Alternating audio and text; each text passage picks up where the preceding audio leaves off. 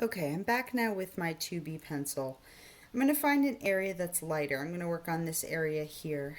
Um, when you're trying to work in a lighter area using your lighter pencil leads, the ones that are harder, that are making a lighter line, so you're going to pick 2B or an HB or even a 2H, and you're going to be continuing to use that circular pattern, um, barely touching the paper as lightly as possible.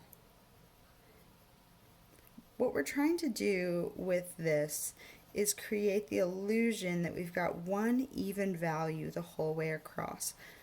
If we're using a back and forth linear pattern, you're going to see the direction of those lines.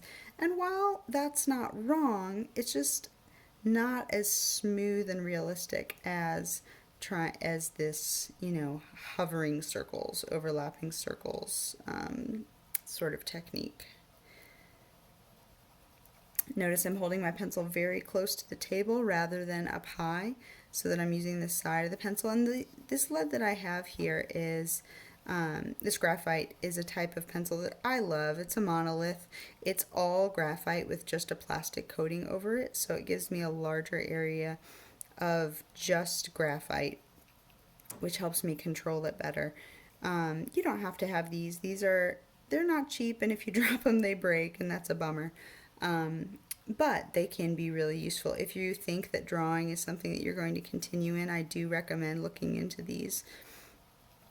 So I'm trying as best I can to make an even coating. I'm not doing as well as I'd like. So if there's an area that got a little dark, what I can do is sort of stretch out my kneaded eraser into, like what you used to do with the silly putty and the comic strips. Maybe used to do that. Maybe I'm aging myself. But just by pressing it onto those areas, I've lightened up and lifted some of them without smudging it. So that's a way that you can undo going too dark without smudging and ruining. Now, one of the things that we talked about before is that I am an anti-blender. Excuse me, I'm baking a cake, so you're hearing my timer in the background. You've noticed I haven't used my finger or a tool for blending.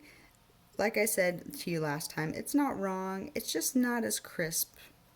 I'm challenging you to try to make this as crisp and even and smooth as you can with your own hand, like with the pencil itself, with the marks that you're making, and not by forcing the graphite around with your finger, which can look a little bit forced, in my opinion. That is my humble opinion.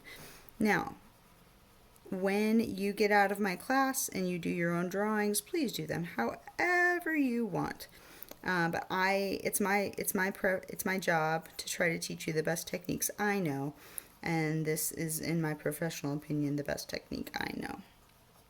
So I'm taking just as long, even longer, to fill an area that is lighter.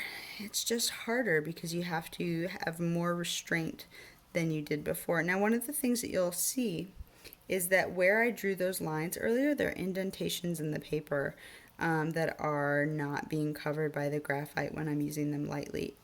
If that bothers you, I'm going to recommend tracing your design onto a new sheet of paper before you begin shading. That's really the only way to ensure that you won't have any of those indentation lines getting in the way of your work.